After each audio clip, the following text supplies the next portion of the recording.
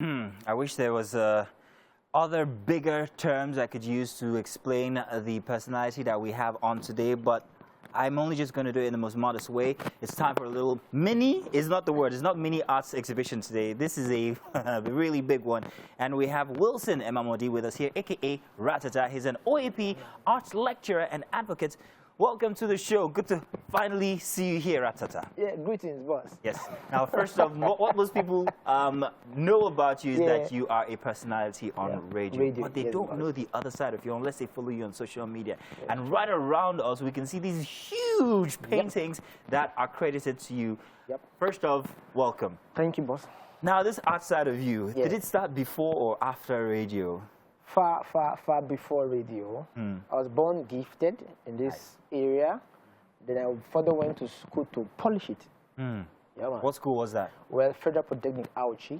Auchi, okay. Yeah, so I did arts and design, then major in painting. Nice. Yeah. Okay. And then you now went on further to be a lecturer for at I think in Niger State College of Education. I actually did my NYC there. Okay. And I was retained.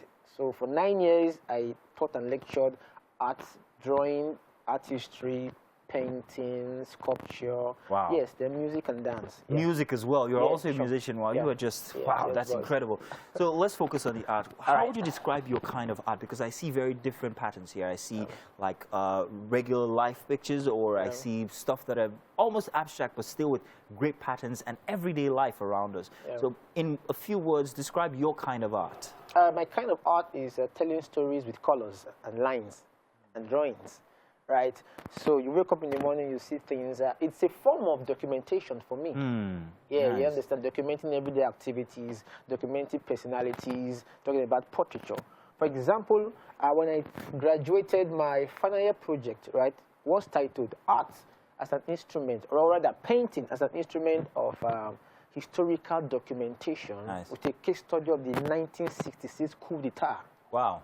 Yeah, man. So what he said, yeah, man.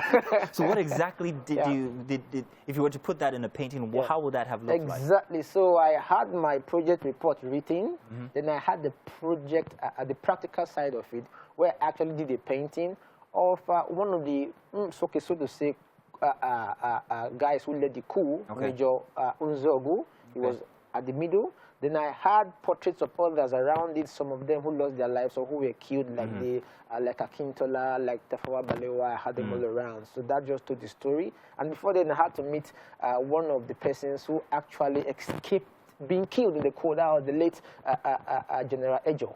Okay. Yeah, so he told me his own story and all of all that. Your art is indeed historic. Sure. Very, very historic. Where's that painting now, however? Well, anyway, of course, it was my final year project, so it's in my school. Yes, they're enjoying it. They're enjoying it and all of all that. Let's take a look at your art. Now, the one thing that actually caught my attention, and the reason why we wanted you here on the show, was one particular art piece which I saw on your Instagram page, and that's this one right here. For me, this painting defines the regular, everyday Nigerian, in fact, Lagos life. No one would look at that picture and not be connected with it. Yeah, true. It is so connected that I want to steal it, and I bet anybody who's actually seeing this right now would want to keep that. Now, what is this exactly, and how did you come about it? Anyways, on radio, I anchor a program titled Market Runs. Okay. Yeah, so I visit the market activities. Yeah, so I was just flipping through the internet and I saw a picture, I said, okay, this can be cool. I documented it by, I took a snapshot of it and I kept it. So just last week, I wanted to try something new. I've been painting the regular. I said, okay, let me try a different style on a plain background as this. So I said, okay, this would be cool to do or to start up this new, the newness of me. And so that was just how, jerry cans, a building. Just that. Wow, it's so simple, yet it's so deep. And then we have this baby here, which most fathers and mothers would actually appreciate here. In fact, everybody who saw this morning thought that this was the best one. This is who? Is this somebody we know? Well, nobody we know. Nobody I know. Yeah, like I said, just trying out something new with I love strokes back then in school. I can see that. Yeah, so and even my classmates then who saw it said, yeah, Ra, you've not lost your identity back then. Yeah, it is very real. It seems for me, it just feels like it's filled with hope. Children are hope. Children are the future. Yeah. There's so much that you can actually translate from this one picture here. I like that it's such a plain background and the focus is on this baby who's. Yeah. It's just very Well, interesting. it's titled My Red Earrings. Red earrings. Oh, it's a girl. Yeah. So if you look at the painting, one thing that that strikes you is just the red. Nice. That's it. And everything else is black Yeah, or white. black or white. Yeah. That's very, Yeah, very. that's it. And then your this rough patterning here, it does come together to make to translate into something. Yep. I can see shanty town. I can see a city behind. I can see clothes hanging just before. Yeah. Define this for us. And now. we're talking about laundering. Okay. Yep, laundering. So every other thing is black or white, but you see the clothes of different colors. And also the same thing as with the other one behind you as well. Yep, Similar. Yes. This is just a market scene. Yeah, so like I said before, yeah, it's all about markets, and you see it's just market scene, sellers, clothes, and everything up there. Yeah, so Very it's just interesting. my visit to a market. So that's it. Wow.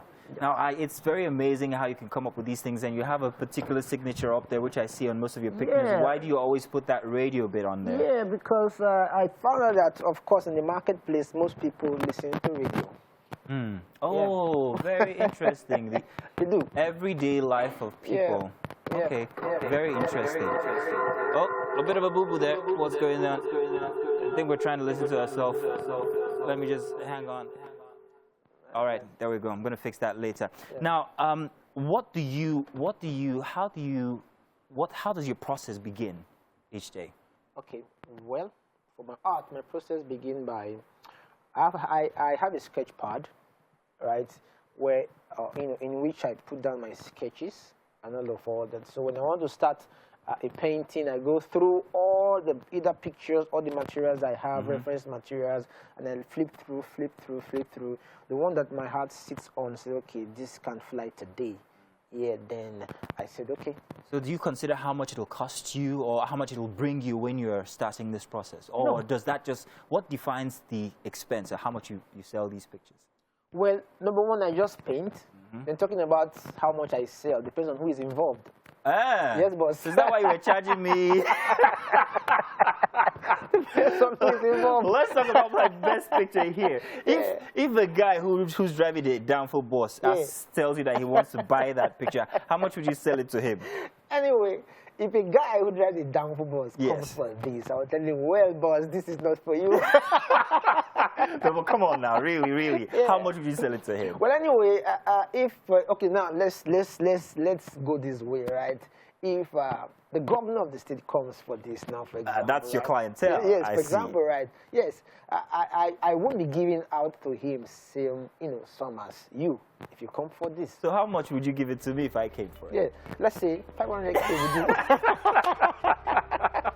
And my money wants to make money out of my head.